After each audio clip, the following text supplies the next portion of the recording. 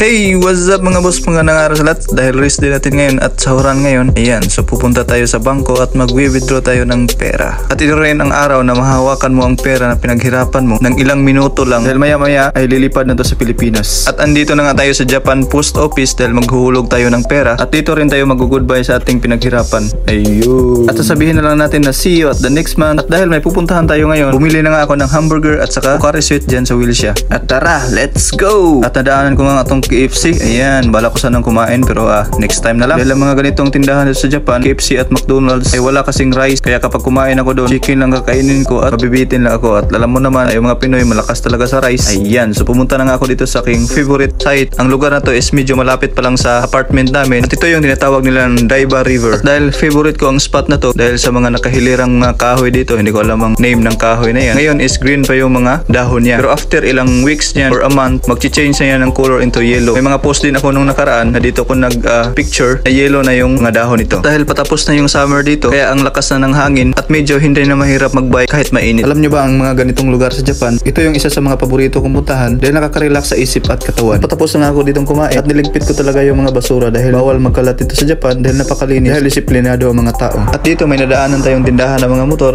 Ayan, Suzuki, Honda, Yamaha ang nandito. Mix to ng bago at saka used na mga motor. At ito lang yung isang tindahan na nakita ko na maraming display ng mga motor dahil madalang ang mga motor dito sa Japan, kaya wala talagang masyadong hiring dito ng mekaniko ng motor. So nakakapagod talaga dahil almost 30 minutes akong nagbike para mapuntahan ang lugar na to. So ang name pala ng lugar na to is Hard Off. Ayan, so makikita nyo mga boss, ayan yung signage niya sa gilid ng kalsada. Dito na yung tindahan ng mga second hand na mga gamit mga boss. Kung bago ka pa lang sa Japan, nangangarap ka pumunta dito, so isama mo to sa checklist na puntahan dito sa Japan. At pumasok na nga tayo dito. Ayan, so bumugad agad sa atin yung mga laruan. Ayan, so napakaraming mga maging dagdag sa inyong collection. Ayan, lalo na sa mga mahilig sa mga laruan at mga action figures. Kikita nyo naman mga boss, merong characters ng One Piece. Ayan, sa Dragon Ball meron din si Son Goku at saka yung Dragon. Marami pang characters ng anime. Ayan, so makikita nyo mga boss, may mga babae ring characters, may mga sasakyan. So pwede nyo gawin tong mga collection mga boss, pang decoration.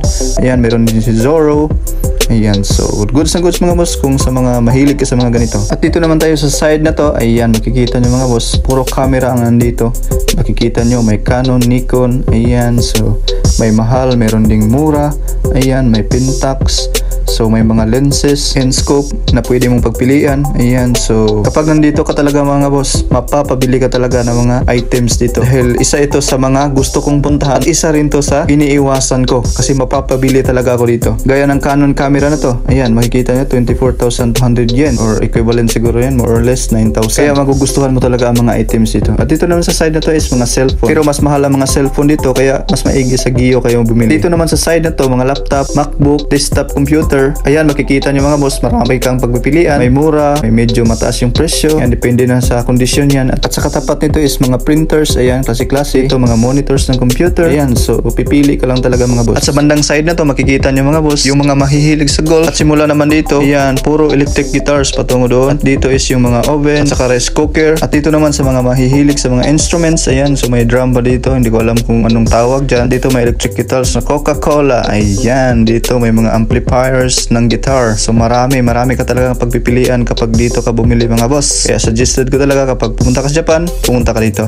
Ayan, dito sa mga acoustic guitar, marami din. So ang daming instruments sa pagpipilian. Diyan naman sa side na yan, mga speakers. Ayan, makikita nyo. At dito makikita natin cymbals ng drum sets. At dito naman may mga acoustic guitars din. Ayan, so may mga keywords. Ayan, mga speaker. Wow, ang dami talaga. At dito mga boss, may napansin din ako. Makikita nyo, binoculars, 3,300 yen. Ayan, so katumbas ito ng mga 1,200. Napaka-goods. At dito naman sa side nito, ayan, napakaraming gaming computer. Ayan, so makikita nyo mga boss, PS2. Ayan, ang dami. Napakamura pa. May 1,650, may 2,200. So depende na sa klase yan mga boss. Or nasa mga around 800, 900 lang ang mga units na to. Ayan, may PS3 din. So ayan, daming gaming console dito. Ayan, makakapili ka talaga mga boss. At dito naman sa side na to, ayan, mga all the camera. Napakamura lang. At syempre dahil mekaniko ko, ito yung pinakapaborito kong side dito sa store na to. Ayan, makikita niyo mga boss, different power tools ang makikita niyo dito. At take note mga boss, mga branded at original ang nandito. Ayan, tulad ditong makita na handrill. Ayan, so may battery to at mabigat talaga mga boss. So use na to, medyo gamit na talaga. At yan, Ryobi, hindi pa yan cordless at ito is cordless na Ryobi. At dito mga boss, ito ang goods. Ayan, Astro Products, same sa tools na ginagamit namin sa shop. Yan, at napakamura lang, 7,700. At katapat naman ng mga power tools, ito mga boss, yung mga drill bits, mga plier, mga screwdrivers. Ayan, different kind of tools na makikita mo dito. At ito naman sa side na ito mga boss, ayan, mga G-Shock original yan, legit yan mga boss na mga G-Shock. Yan, makikita nyo, napaka-goods niyan mga boss. Ayan, yung green, napaka-goods. Gaya ng G-Shock na suot ko ngayon, nabili ko lang to sa recycle shop ng 7,000 yen or mahigit 2,000 pesos lang. So napakasulit. Ayan, meron ding mga Apple Watch. Ayan, dito sa baba, meron ding mga tools dito. Ayan, mga burner caliper na digital. Ayan, so different kind of tools na makikita mo dito mga boss. At ito talaga mga boss ang nakakaagaw pansin na relo. Ayan, makikita ninyo, para lang ball bearing yung kanyang mga orasan. Ayan, so paano nyo tinignan ang oras niyan mga boss? So kayo nang humusga.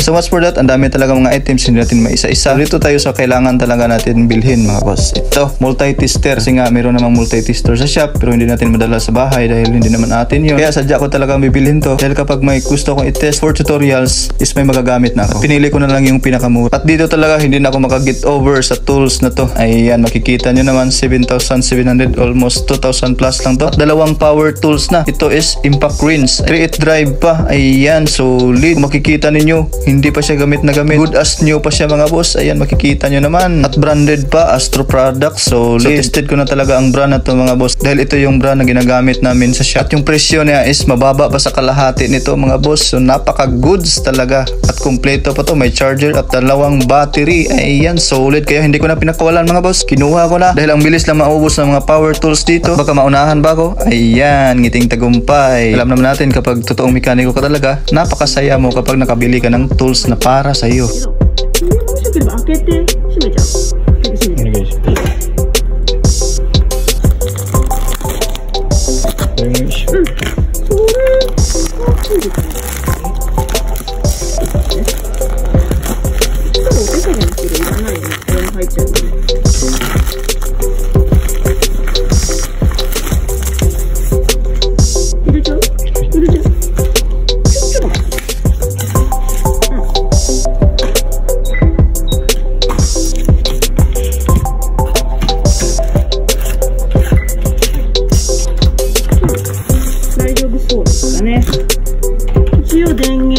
充電器とバッテリー2個ソフトケースがついてる。はい。OK。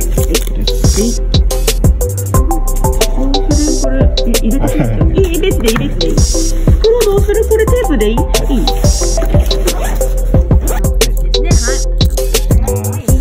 At matapos nating bayaran mga boss, ayan, bit-bit na natin ang nagpapasaya sa atin. At kaya hindi ako bumibili masyado ng mga mamahaling hand tools dahil kahit na snap-on yung ginagamit ng kasama ko, nasisira pa rin. Kaya dito na ako sa medyo mura pero tested na namin na matibay. At may nakapark pa ditong Suzuki na big bike na may helmet na may GoPro. So walang magnanakaw sa Japan. So thanks for watching mga boss. At God bless a lot. See you at the next video.